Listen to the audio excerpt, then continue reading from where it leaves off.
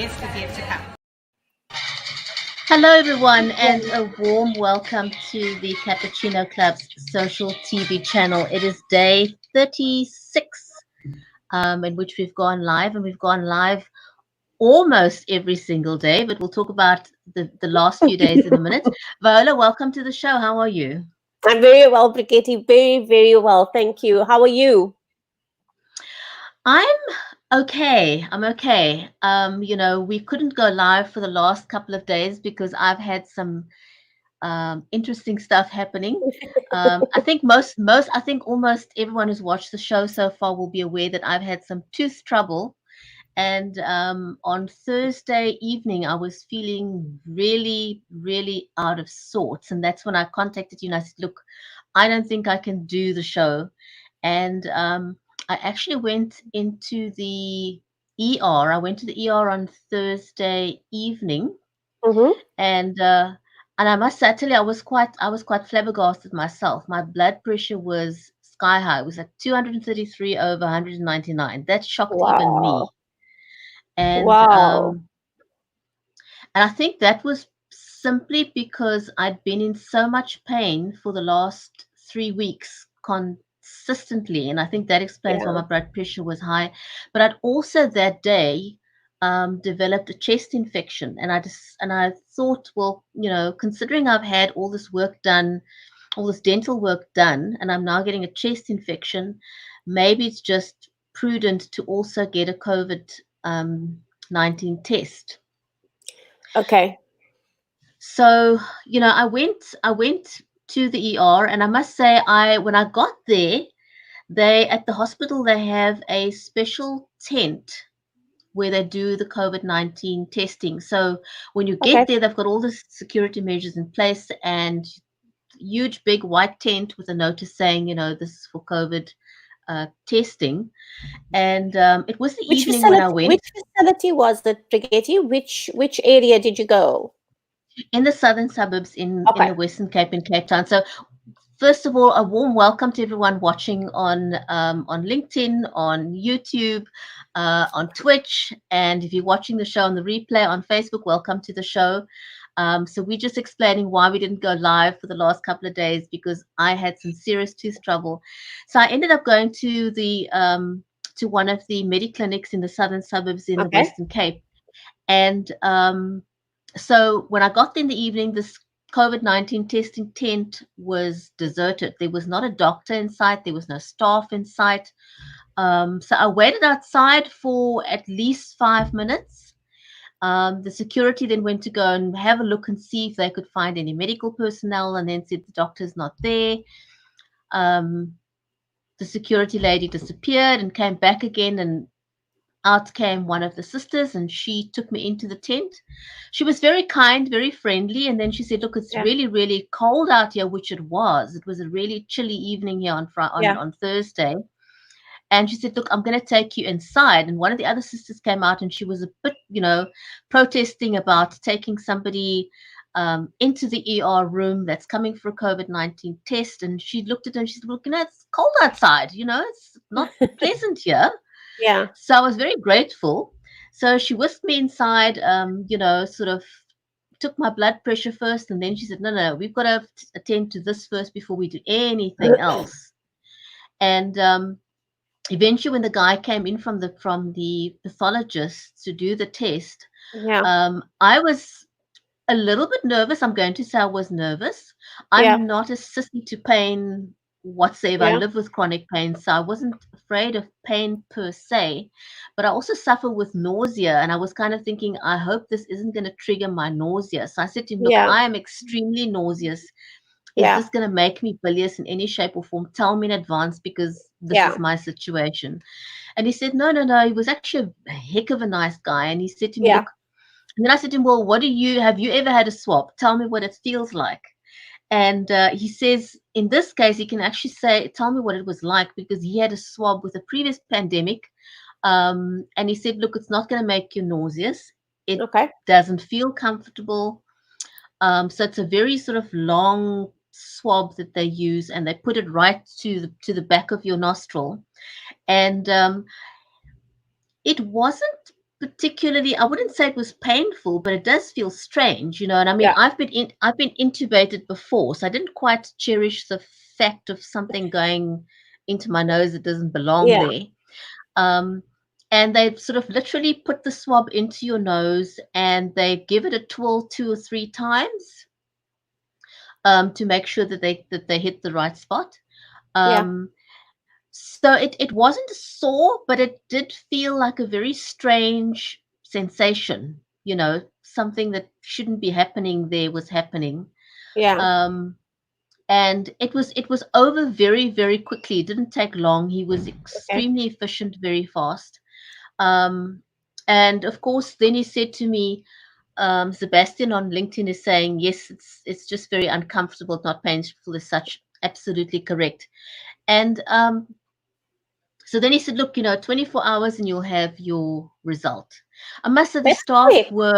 yeah, the staff were extremely kind. You know, I want to compliment them on that in particular. It was a very pleasant experience, even though I was in so much pain and discomfort at the time. Yeah. And so that was Thursday evening, and I would have assumed that I would have had my results back on Friday, which didn't happen. And I thought, okay, well, maybe let's wait until Saturday morning. So Saturday morning came and went and didn't hear from them. And I thought, this is extremely strange. And so I called them in the Because evening. I said, look, you're stressing all the time, because it doesn't matter how clever you think you are, how well you've taken care of yourself. This virus is just crazy. It could sneak up on you at any time, so of course I wouldn't, just have been completely beside myself if I didn't hear from them. So when did you finally hear from them?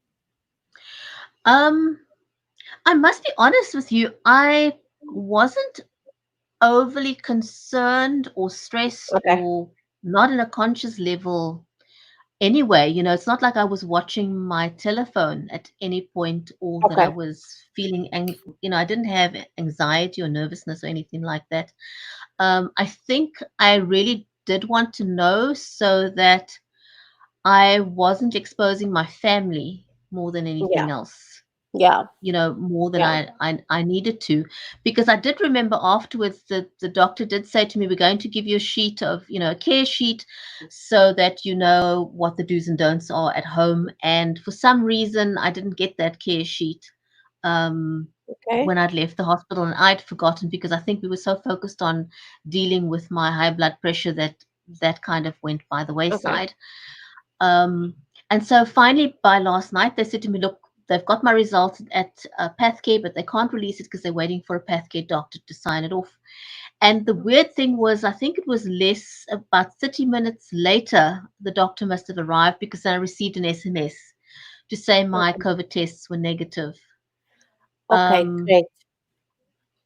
yeah, and I Yeah. think I was, you know, I felt a measure of relief so that I could know I was not impacting my family on that, that I Yes. hadn't endangered my family in any way. So Yeah.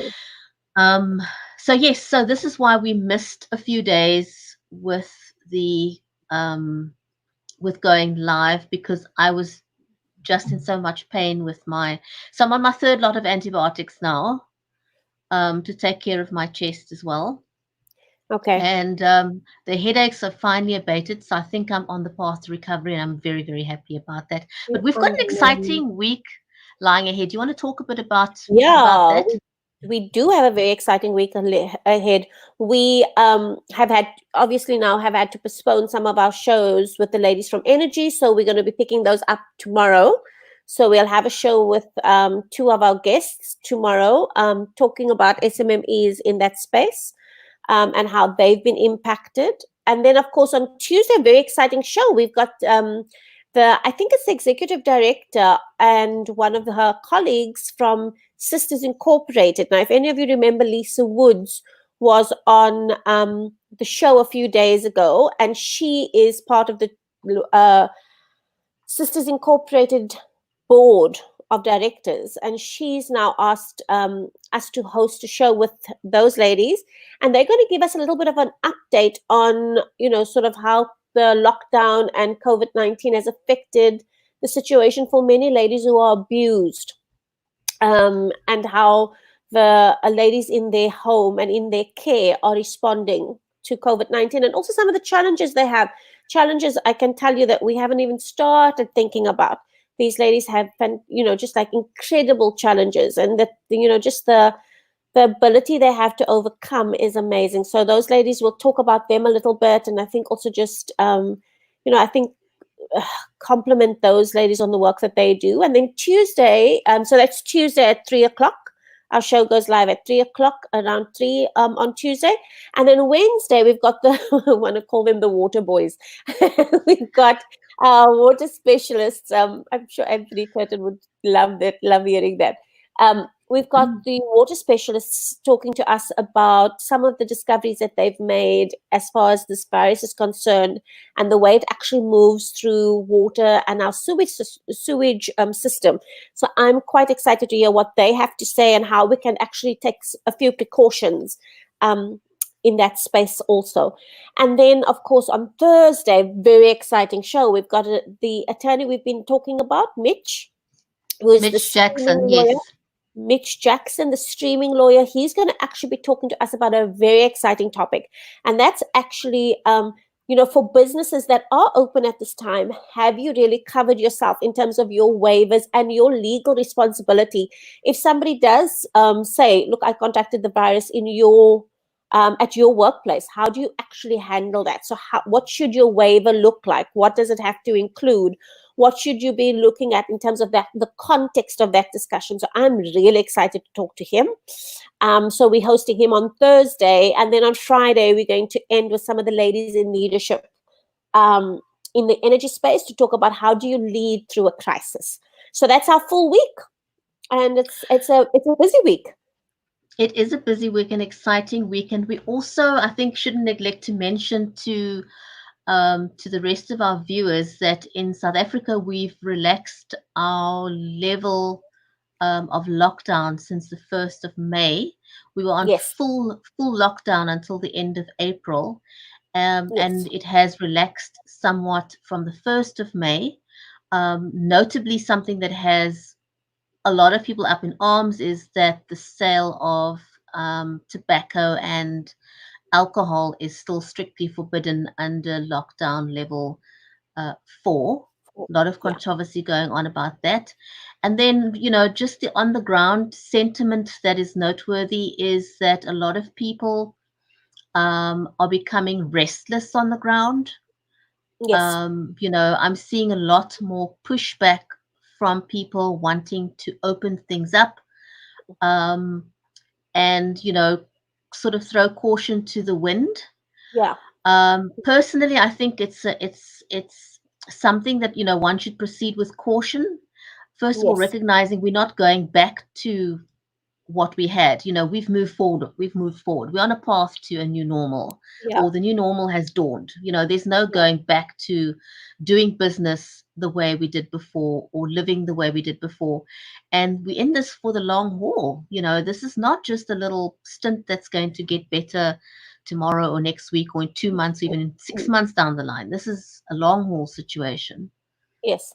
Yes. And just for our viewers who don't know, so South Africa, our president and the ministry have actually declared 5 levels of sort of levels of lockdown. So we've come out of a very hard lockdown, which was level 5, where we didn't have anything, basically just essential services were opened. They've now relaxed it to level 4.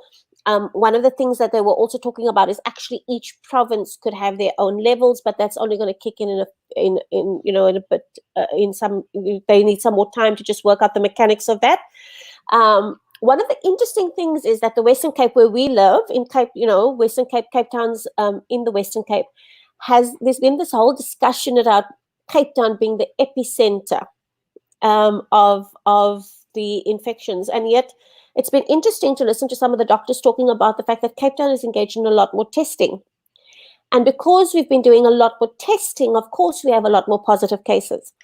So it's just been interesting to follow, and just actually listen to the information coming out of credible, reliable sources, because they really give you the full story. Whereas, a lot of people have sort of been looking at the data, looking at information, and not understanding the context of it. So the high number of infections in Cape Town is now sort of coming under the microscope. And I think it's quite interesting for us to also be able to just explain to people that there's a lot more testing going on in the Western Cape, which is something I'm eternally grateful for. I think it's actually a good thing. I'm also getting a lot of messages from people, sort of talking about groups that are pushing sort of a in the lockdown objective. Concerns me deeply. My personal opinion on it is, I think it would be short-sighted, and I understand that there's the economy to consider. I understand that there are people going to bed without food, but we must also understand it's the cost of life that we're busy talking about now. And the last thing I think anybody wants is to go back to a hard lockdown. So if we just sort of bite the bullet for a little while longer, and South Africa's been, I think we've received so many accolades on the way our government have been handling this, that it's going to be quite sad for us to now undo everything that's been done. And I know a lot of people are talking about the fact that the SASSA grant, for people who've never received grants before, it is going to be onerous. It's going to be quite difficult to get all that information. It's going to be difficult to access it, but make the effort to access it, because it's there for you. If you've never had a grant before, you're unemployed, the criteria are quite clear. So apply for it and do what you need to do. But I am concerned about the fact that there's this noise, this sort of disgruntled groupings that are sort of pushing for a in the lockdown, and I'm concerned about it.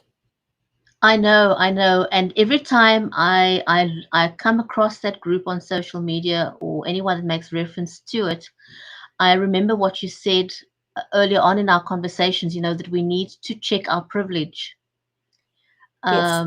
because lockdown is not the same for everyone. Yeah. And we need to understand that when, decisions are made about lockdown, it's not an easy decision because you've got to consider so many different levels of Mm. lifestyles and where people are at in terms of their privilege in Correct. society. And I think one needs to ensure that first and foremost the most vulnerable are protected. I think Correct. that needs to remain a Mm. priority. That's what Go ahead. I just wanted to acknowledge a comment here from Sibusiso. He was talking about his experience at the hospital. He said they went to St. Anne's Hospital and they were waiting on the tent at the ER entrance, and doctors were hardly reachable, and they had to wait to get tested, and it was very cold when they did. So, I can imagine that at some testing centers, as as in the one that he went to, there could be long waiting lines. And I think my experience was um, different because I went late at night and there were no people. There was not a soul in place. So Yeah. I could imagine it can't be too pleasant an experience because it's already something that people may feel a level of anxiety about, and having to queue up with Yeah. lots of other people could add to that anxiety. Yeah. Yeah. So I think that our shows this week they're going to be incredibly I think meaningful and impactful. I think we're going to get a lot of new information to be talking about. I think on Saturday and Sunday when you and I sort of consolidate the discussion, there's going to be quite a lot for us to consider. But I'm really excited about Tuesday because I think it's going to be interesting to hear from an NGO that works with a group. I think that's probably one of the most vulnerable groups, and that's the sort of the women within the townships and their kids, and how they are responding, and how they've been impacted by this, because it's going to give us a completely different perspective. I think the idea of us understanding exactly how COVID-19, how the role water plays in spreading it, is going to be very interesting when we start considering what the situation is after our water crisis, and what our infrastructure, the state of our infrastructure. So I think we're going to have a lot of interesting conversations. Thank you for sharing your experience. I think, we haven't had anybody on the show yet that's gone for testing. But I know it doesn't, it really doesn't matter if it affects the numbers in your province. Testing is so important. And that was one of the, I think, strategic pillars for the president when he spoke, to talk about the fact that a lot more resources are going to go into testing facilities. And I think that is such a wise thing, because it's better to know exactly how many people are infected, what are you dealing with, where are the hotspots. The data, the analysis of the data is going to help us combat this thing as a country. So it's becoming very interesting. Oh, And I think, absolutely. yeah, yeah. I think I speak under costs $1 as opposed to costs, and it's very quick. And they've actually they're testing the entire population. So their Wow, numbers is cover the entire, to have every single person in the country tested. So that's going to be interesting to see wow. once those figures are in. Okay. Um, I think that's a wrap for the. For being, just giving us a break for a few days and jumping back so enthusiastically. Got a good week. I'm looking forward to it. Thank you so much, Brigitte, and I'm so glad that you're feeling so much better. Thank you, Viola. Bye, everyone, and have a great evening. Stay safe and stay away from fake news and disinformation about COVID-19. Stay safe, everyone.